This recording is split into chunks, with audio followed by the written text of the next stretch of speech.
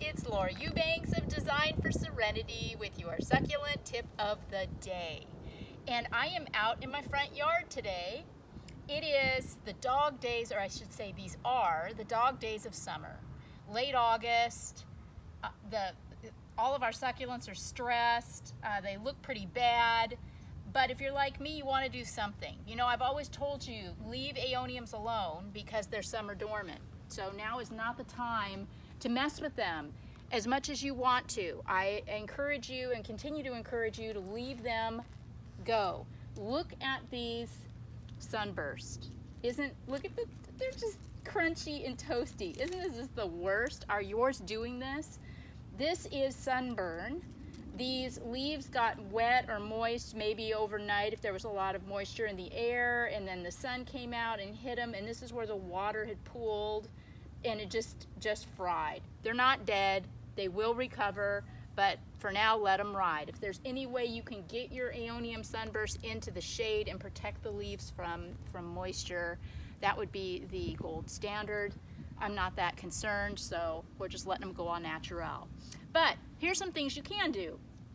Many of you have got Graptivaria Fred Ives and Echeveria Sahara in your garden. And these guys are tough, and you can work with them pretty much year round. I am going to go ahead and remove the bloom on this Fred Ives. Do you see the difference here between these two blooms?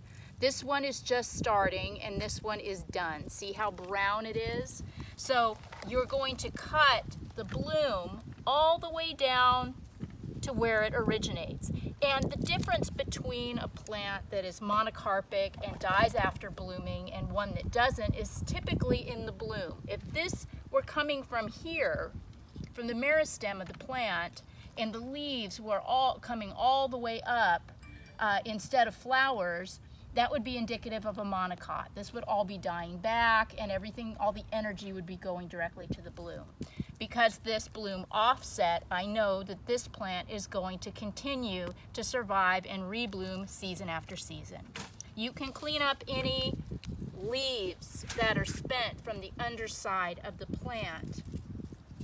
This little stand of Fred Ives, look at that. I don't know what happened. It got, I guess, knocked off and dropped down on the ground. These roots weren't even touching soil. So the plant, in its extreme intelligence, has thrown off lots of air roots to try and attract moisture to help the plant survive. See how wrinkled all of these leaves are? That's stress. The plant is very much alive. Once it gets some water and hydration, it will perk and plump right back up. So I'm just gonna let this ride. I'm gonna clean up a little bit underneath it, set it right back where I found it.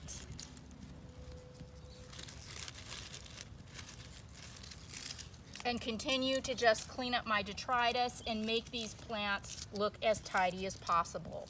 And that's really what I recommend for you in the summer. Reduce water, cool temperatures down around your plants as much as you can by providing shade, and just try to perform life support until we get through the hottest part of the year.